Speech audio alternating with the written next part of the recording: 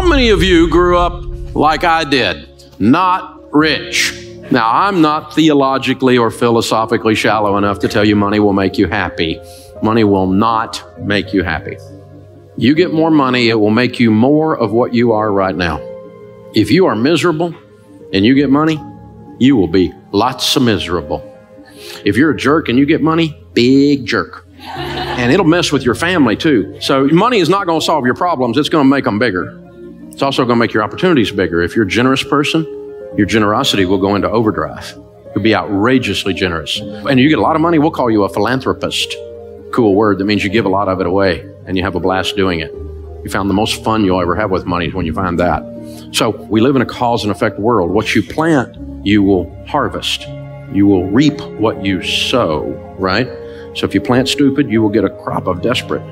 I've done it. And if you plant corn, don't be looking for beans to come up.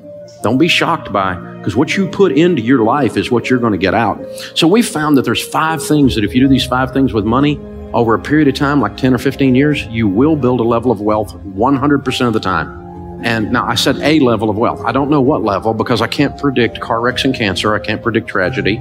And I don't know what your income will be. But if you're working and you do these 5 things, you will build a level of wealth 100% of the time. And this is not some prosperity thing, and it's not mystical or magical. When I cover these 5 things, they're all common sense. But common sense is so rare now, it's like having a superpower.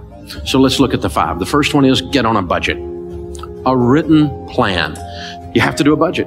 On paper, on purpose, before the month begins, every month. If you worked for a company called You Incorporated and you manage money for You Incorporated, the way you manage money for you now, would you fire you? Don't answer that. We misbehave with money, and so we're disorganized. We don't have a plan. Nothing's written down. Decide. The interesting thing about each one of these principles is you can just decide today to do them. I had a guy working for me and he was not doing his process right. And I sat down, I said, this is what you need to do. And he goes, well, it's not the way I do it. And I said, change. And he said, well, I'm not like you. And I said, change. You can decide today to be good at this or leave. You can decide. You can decide to do a budget today. Get out a yellow pad or go free budget online, everydollar.com. You can decide today.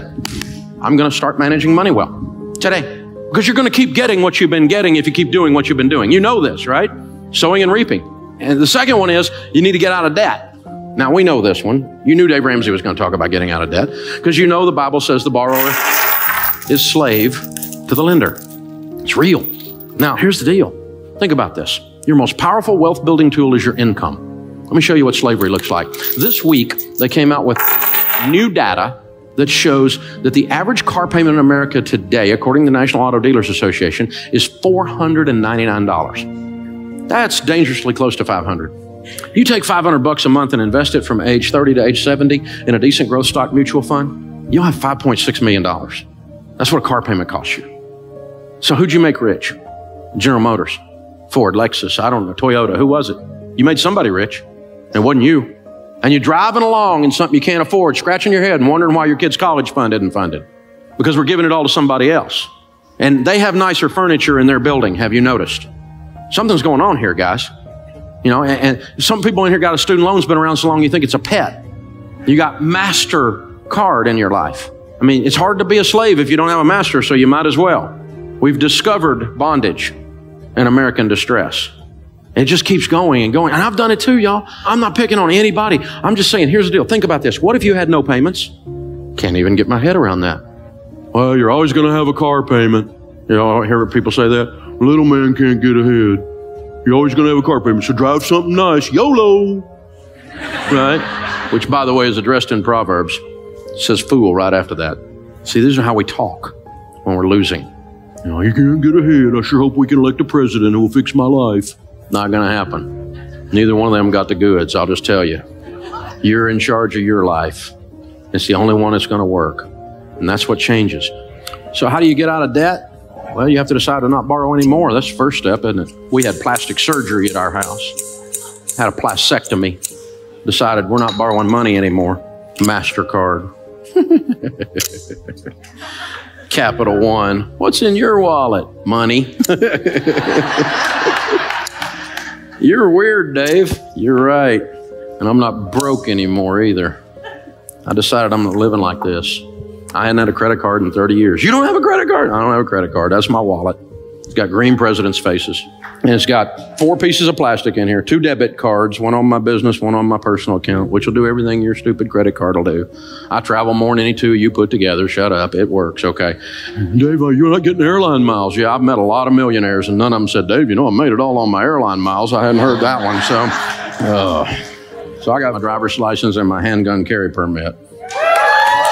The third thing, once you're out of debt, then you need to be careful to foster high-quality relationships. What's that got to do with money? Everything. There's a huge correlation for those that build wealth and who they hang around with, because you become who you hang around with. Have you noticed that? You don't let your kids hang around with little juvenile delinquents, right? If little Johnny down the street's a weed head, you don't let your kid run with little Johnny because you know you're going to have a weed head in your house, right? We know this. So they come home with that mouth on them, and you're going, where'd you learn that? I'll get you knocked in the next week in this house. Where'd you think you could get away with that? I'll take you out and make another one look just like you. It's because they're hanging out with little Johnny, right? You know what happens. We're the same way, y'all. We're the same way. You talk like the people you hang around with. You read the books they talk about. If you don't read and all your friends watch The Bachelor, well, here's a clue. Okay, here's what's going on. If this is all you know about is reality TV that's not a reality, probably we need to change our diet, Read a book. And so Charlie Tremendous Jones said 5 years from today, you'll be the same person you are today, except for the books you read and the people you meet. Don't be deceived. Evil company corrupts good habits. And do you know this? The studies have shown that over a 10-year period of time that your income will become within 10 to 20% of the average of your 10 closest friends' income. Because you have the same habits they've got. You have the same diet into yourself that they've got. You'll have it. You can't stop yourself from doing it. You will become who you hang around with. And all the studies show that we have a tendency. Now, that's not to say I'm some kind of snob and I don't have any friends that aren't rich friends. Not that at all. I have lots of friends, but my closest hangs are people I want to be like. That's my closest ones. Now, I'll talk to anybody. But like when our daughters were growing up, they're grown and married to wonderful men now. But, they're in high school and they're wanting to go on a date. We didn't do missionary dating. You don't get to date little Johnny the weed head and lead him to Jesus. That's not going to work, okay? We're not doing this. Little Johnny could go to camp and get saved again. We'll work on this, right? And so, You come up to our house, pick up one of our daughters, honk your horn. You better be delivering a pizza, all right? So coming in, talking to the old man, I'll be cleaning my gun when you get home. You know the song, right? And so, this kind of thing. And I'm teaching them, Dad, all the boys in the youth group are scared of you. Good. Keeps away 2 things you don't want, baby doll. You don't want jerks and you don't want wusses. And if I can keep both those away, and then I can teach you how to keep them away, you can pick good. And guess what? They both picked good. They married studs, man. I got some son-in-law, unbelievable. Man, my sons-in-law are awesome. And it wasn't an accident. You see what I'm saying, y'all? You need to make these choices very, very carefully. The 4th thing is you need to save and invest. In the house of the wise are stores of choice food and oil. Wise people save money. That's what this means. And so it was used in the marketplace, like we use green presidents' faces, as a medium of exchange. If you had a carafe of oil, you were ready to do business. It was a sign of wealth. There were 2 classes of people, poor people and rich people. Most of the people were poor people. This is the Mediterranean. We're talking they ate hummus and olives, no meat, a little bit of bread, maybe a fish if they got some meat, but that was it. Rich people ate what we eat every day, spices, good meat, Charleston food scene. You know what I'm saying, right? Cooking it up right. That's fine food. Stores of choice food and oil. Choice food and oil are symbols of wealth. So let's read that again. In the house of the wise are stores of money. By the way, the rest of that one says, and a foolish man devours all he has. If you spend everything you make, the Bible just called you a fool again. I've been a fool. Call me a fool too.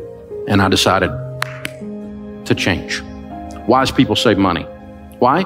Well, to start with, we save for an emergency, right? Grandma said it. She said, save for a rainy day. It's going to rain. You're going to have a car wreck. You're going to lose your job. Something's going to happen. You're going to need some money. Dave, you need to be positive. I'm positive. It's going to rain. Something's going to come up. This one I don't understand. Unexpected pregnancy. Say what? Okay. But people come up with all kinds of things that are emergencies, right? Something's going to happen. And then you need to save and invest so you retire with dignity. I'm going to spend everything I make and hope the government, which is well known for its ability to handle money, will take care of me. Dumb idea. I'm not even sure some of them have opposable thumbs up there. You know what I'm saying? It's just ridiculous. And we're counting on them in some whacked out kind of way to come be. They're not coming. There is no white horse. There is no Calvary. You're it. Okay? You are in charge of your destiny. And that's great news. And so, all worried about the election, and I'm not worried about the election because I made money under both parties. Turns out it wasn't up to them in either case. I've lost money under both parties. None of them sent me a check. They all just want money. They're extracting like a tick, extracting blood all the time. That's all they do. This is the deal. The last one is all about generosity, but this is all about cheerfulness. Generosity is not just a transfer of funds. Generosity is a spirit where you decide to be a generous person. Generous people are more attractive. They smile. They're not grouchy. It's not all about them. They're the ones that open the door. They're the ones when the grocery bag has the bottom drop out and your groceries are rolling all over the parking lot. They're the ones out there helping you pick it up. These are the people that when they go out to eat, they leave a tip, you cheap and ridiculous. Well, I'm not one. I leave big tips because it's a form of generosity. Well, they didn't give me good service. Oh, shut up. They're carrying a tray that weighs more than you. Figure it out. They parked your car in the rain and in the heat. Shut up. Give them some money. They park your $130,000 car and you give them $3. What are you, a nut? That's Ferris Bueller parking the car there. You take care of that, man. I give them a $20 bill. My car's still sitting there when I come out. It's amazing. Besides that guy's working his way through college or something right there. And if he says better than I deserve, that's his code for I'm getting out of debt. If they say that, you got to give them a double tip. So I give them 40. My wife's like, I'm going to park your car. No, you're not. You're not working your way out of college. You've already put up with me for 30 years, so it's all right. Generosity is a spirit. It changes everything in your life. But it's awful tough to give if you're broke. If you're in debt and you hadn't saved any money and you don't have a plan and you're not hanging out with other people who are givers. And so change. You get to decide today. It'll change your life. It'll change your family tree. You will change everyone with your last name that follows you if you do these things. It's that powerful. It's unbelievable. The sorrows are deeper and the joys are higher. It changes everything. And when you move this money piece around, it gives you the tools to be that in the marketplace and to be that for your family and to get this monkey off your back and to get that elephant out of the room because he's got to go.